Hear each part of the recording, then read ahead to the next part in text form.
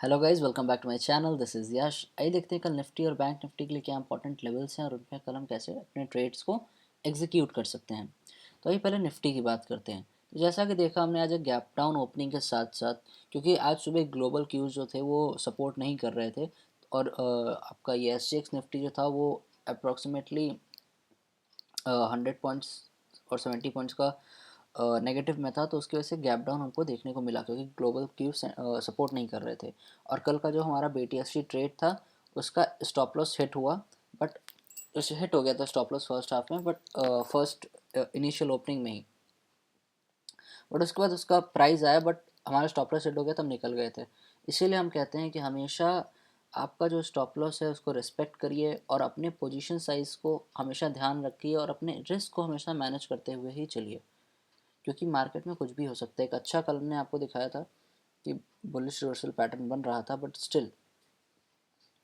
अब आइए देखते हैं कल के लिए हम लोग क्या प्लान कर सकते हैं।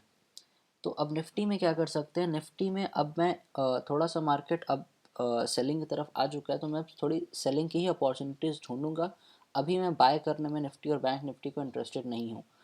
और डिपेंड करता है कि कल गैप अप खुलता है कि गैप डाउन खुलता है या फ्लैट मार्केट खुलता है, क्योंकि ओपनिंग जो मार्केट की होगी जिस लेवल पे, उस लेवल से हम लोग उस ट्रेड को प्लान करेंगे। अगर मार्केट फ्लैट खुल के नीचे की तरफ फर्स्ट 5 to 10 मिनट्स में अगर ब्रेक डाउन देता है नीचे की तरफ, we can easily go short in Nifty as well as in bank Nifty. तब क्या लेवल्स हैं उस पर आई डिस्कस करते हैं। तो कल अगर 15168 15,168 को अगर ये ब्रेक करता है, ओके, और 150, और टू बी प्रिसाइजली 15,150 को ब्रेक करता है, तो we can short Nifty.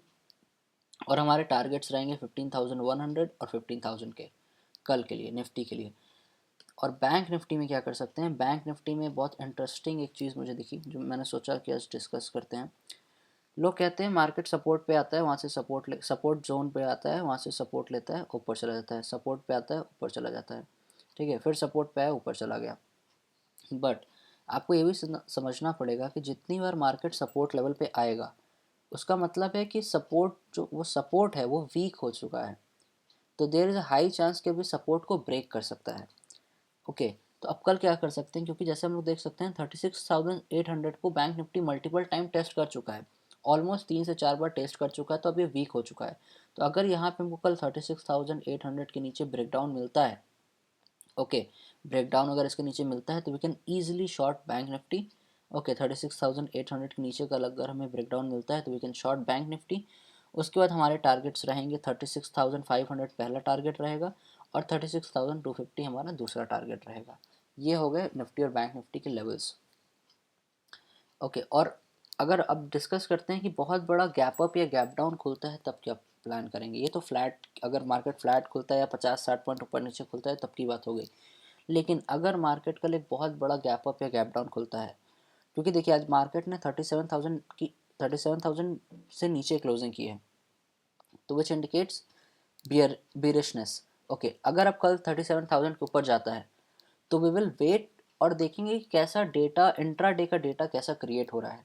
But मैं अब थोड़ा सा बियरिश हूँ निफ्टी और बैंक निफ्टी में। ओके, तो अगर गैप अप खुलता है 37,000 के ऊपर, वी विल वेट और फिर हम देखेंगे कि यहाँ पे अब आगे सपोर्ट लेता है या ब्रेक करता है, क्या करता है उस। देखिए क्या होता है कि इंट्रा डे में डेटा भी चेंज होता है, प्राइजेस भी चेंज होते हैं, तो उसके हिसाब से कैसा प्राइस एक्शन बन रहा है उस समय, उसके हिसाब से हम लोग ट्रेड को इनिशिएट करेंगे। और आपको अगर हमारे व्यूज़ चाहिए और जो हम ट्रेड रिकमेंड करते हैं फॉर एजुकेशन पर्पजेस हमारे क्लाइंट्स को, और उसके साथ साथ हमारा एक फ्री व्हाट्सएप ग्रुप भी है, उस पर उसको आप ज्वाइन कर सकते हैं। उस पर भी हम लोग कुछ ट्रेड्स और अपने व्यूज़ पोस्ट करते हैं।